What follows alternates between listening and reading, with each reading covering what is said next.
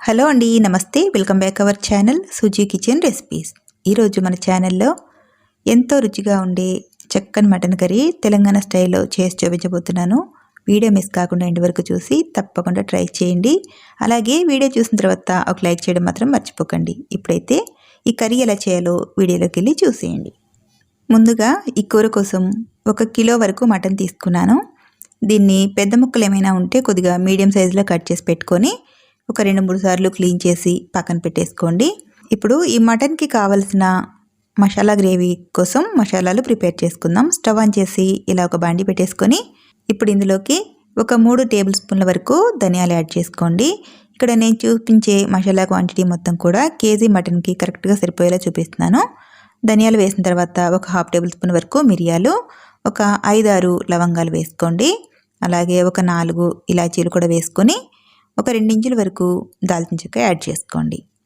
అలాగే 1 table spoon వరకు జీలకర్ర, ఒక 1/2 టేబుల్ స్పూన్ వరకు షాజీరా యాడ్ చేసుకోండి.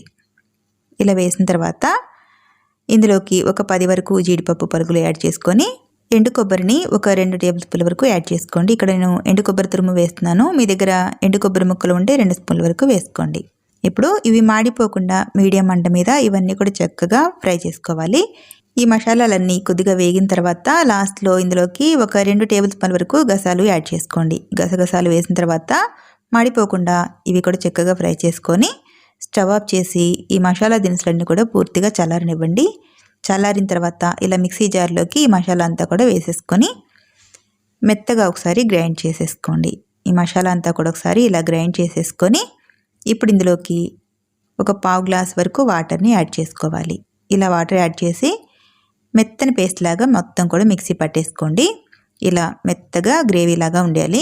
ఇప్పుడు ఈ మసాలా గ్రేవీ పక్కన పెట్టేసుకొని ఇప్పుడు స్టవ్ ఆన్ చేసి ఇలా కుక్కర్ పెట్టేసుకోండి. ఇక్కడ మటన్ కర్రీ వచ్చేసి నేను కుక్కర్లో చేసి చూపిస్తున్నాను. సేమ్ ప్రాసెస్లో మీరు బాండీలో కూడా ప్రిపేర్ చేసుకోవచ్చు. ఇప్పుడు ఇందులోకి ఒక 4 టేబుల్ స్పూన్ల వరకు ఆయిల్ వేసుకోండి. ఈ కూరకి కొంచెం ఆయిల్ ఎక్కువ పడుతుంది.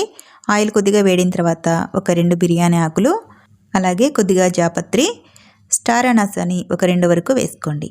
ఇలా వేసిన తర్వాత ఆయిల్లో కొద్దిగా ఫ్రై చేయండి.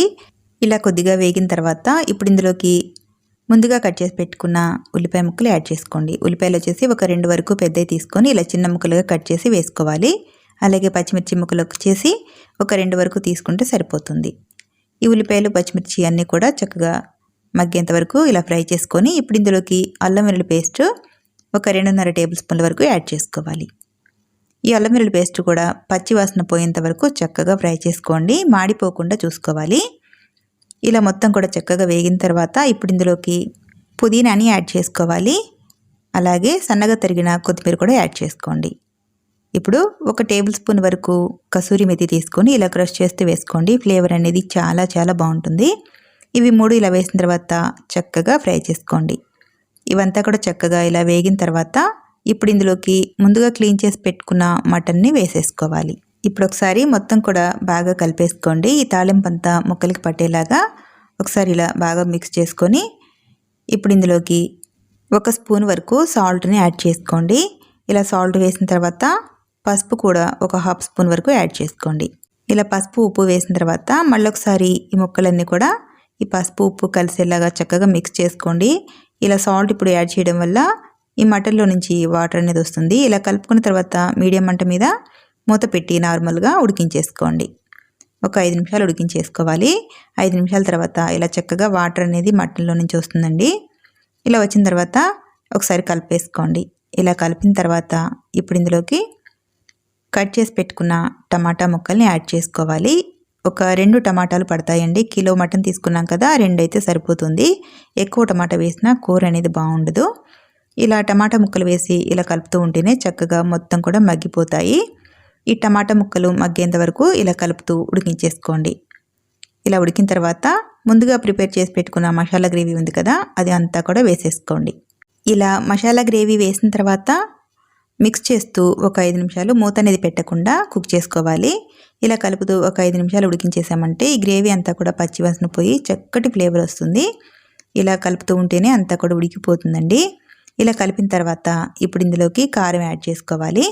ఇక్కడ కారం వచ్చేసి ఒక 2.5 టేబుల్ స్పూన్ వరకు తీసుకుంటున్నాను.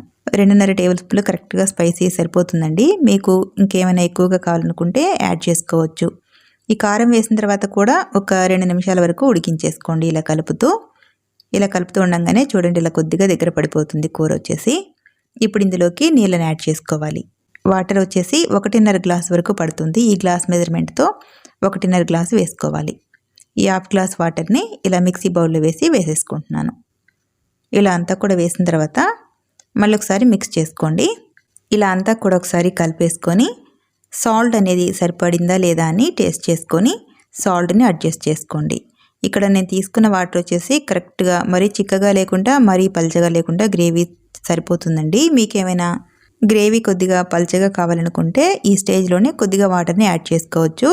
నేను తీసుకున్న క్వాంటిటీ అయితే కరెక్ట్గా సరిపోతుందండి. ఇలా కలిపేసుకొని మూత పెట్టేసి మీడియం మంట మీదనే ఒక 5 విజిల్లు వచ్చేంత వరకు ఉడికించేసుకోవాలి.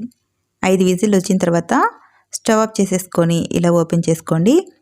కుక్కర్ మూత తీయంగానే మంచి వాసన వస్తుందండి. కూర అయితే ఇళ్ళంతా కూడా మంచి ఫ్లేవర్తో నిండిపోయింది. ఇప్పుడు సిమ్లో పెట్టేసుకొని మంటని ఇలా ఒకసారి మిక్స్ చేసి సన్నగా కట్ చేసి పెట్టుకున్న కొత్తిమీర యాడ్ చేసి మరొకసారి కలిపేసుకోండి.